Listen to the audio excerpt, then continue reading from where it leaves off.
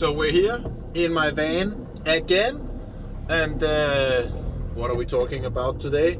I just came out from the gym and I have a humongous pump, so that's always great. If anybody's wondering why this is not an update on the brick, it's very simple. I don't have an update on the brick. TR Tech has had some issues with the car, and it's definitely not his fault. It's a little bit of everything, but he had some fun problems with me not tightening bolts down correctly and stuff like that. And there's a lot of technical issues, but that's normal for a custom car. But he's managing things and he's getting it to work. So that's also one of the reasons why I chose him, because I knew he had the competence to actually finish my car and get it working. But he sent me a text that was like this long about everything that was wrong that he had to fix, and then he said, but your car is sounding pretty awesome. So I'll take from that text, I'll take my car is sounding pretty awesome. But he has to work on the car for this week too, and hopefully this upcoming weekend I can come over and we can do a cool video with flames and earth brakes and rotating the earth in the other direction, and because my car is putting so much torque down and all that stuff, but not so much happening. I'm kind of in a financial pinch, because last year I did the video I can't afford a painter, and I got a lot of help, and I ended up painting the car myself, and that turned out pretty bad, but everybody's happy. But I'm actually getting closing in on another even more pressing issue, and that is I don't have a trailer.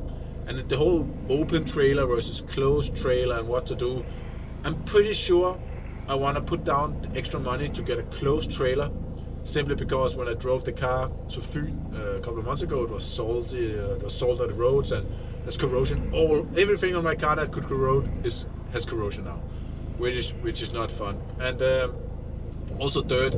And my car's it walked a little bit too far away from actually street car to too much race car, which means that it's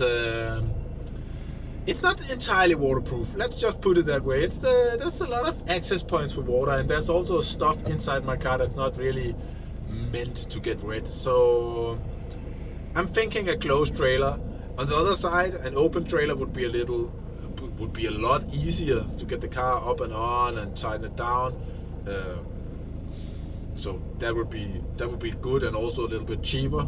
On the other hand, a closed trailer would be really street outlaws, and you know, I'm a fanboy, so of course I want a car that looks like it, the car that I want a trailer that they have in the famous TV shows. That's really important. So I actually found a cool trailer that I want, but I can't really afford it right now. It's a little bit expensive, but I'll manage. I'll sell my child or something. Maybe I'll sell my turbo and I'll go NA instead. It's gonna be great.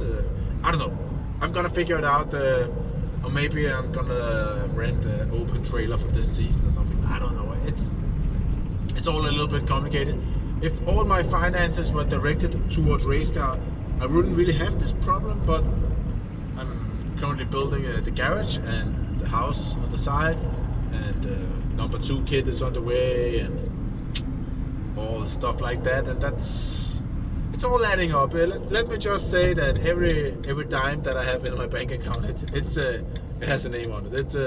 It's somebody else's right now. So, and I owe everybody money right now. So I kind of have to take it slow. So hopefully maybe I can find a trailer I can do like payments on or something, because I can't afford to pay it cash right now. It's just out of the question. But luckily, lending money for something like that is not impossible. So you know, you can always take one of those quick loans on your phone, and it's gonna be great. You know, it doesn't matter. You know, 20% interest in a year doesn't matter. Just pay it.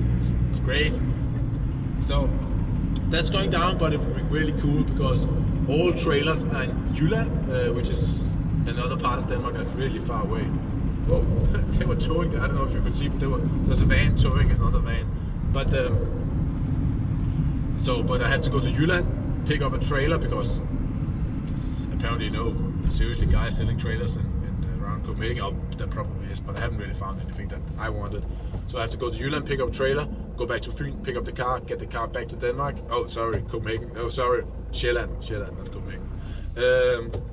So that's gonna be a plan. So that's gonna be a long day. But before that, when the car is dynoed, we need to do the basic chassis dial-in. We need to, what's it called? We need to adjust the steering so the car actually goes straight, and we need to weigh the car and do suspension stuff. The springs in the front are way too soft. So right now my whole suspension is just standing on the shock, and it's supposed to stand on the spring.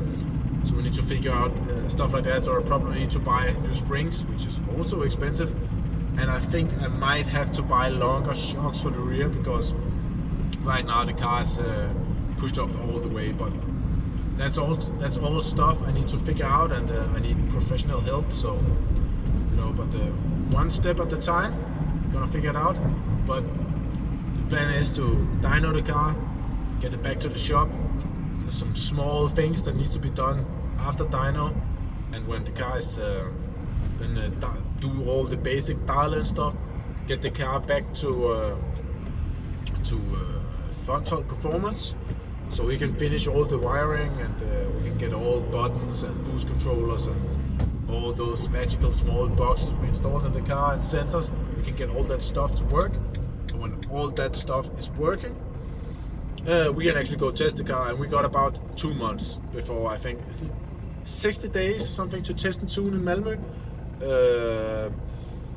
To be honest, I don't know if I'm gonna show up to test and tune. I might be there just to film, but it's 2 months away, so that would be an ideal deadline to actually have the car finished, because that makes a lot of sense.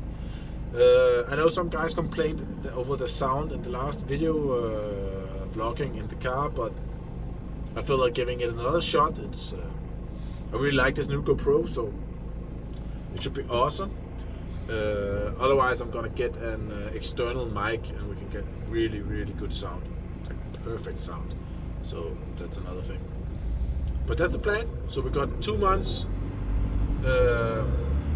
where the car needs to be ready to dial in 2 months, and then we need to spend basically the whole season racing and dialing in the car, and hopefully at the end of the season the car's gonna be 100% race ready. We're gonna have all the child diseases, all those gremlins. It's gonna be out, and it's gonna be 100% ready for Stockholm Open. That's the whole plan. That's the whole game plan. That's where everything needs to come together. There's no other events in the season that's important to me. I can miss other events and couldn't care less. That's just life. But that one I don't want to miss. Even DHB, DHB, I want to race, I want to be there. But if I missed it, that's just how it is. There's other racing events in Denmark, and maybe not as big, but there's plenty of other fun stuff you can do. So it's not going to be the biggest loss, but there's only one Stockholm once a year. So let's see how that goes down. So thank you for watching. Share if you care. Always turn up the boost, and remember, V8 sounds a lot better than 2Js. And that's not me saying this. This is Tia saying this to me. So that's got it from Pro.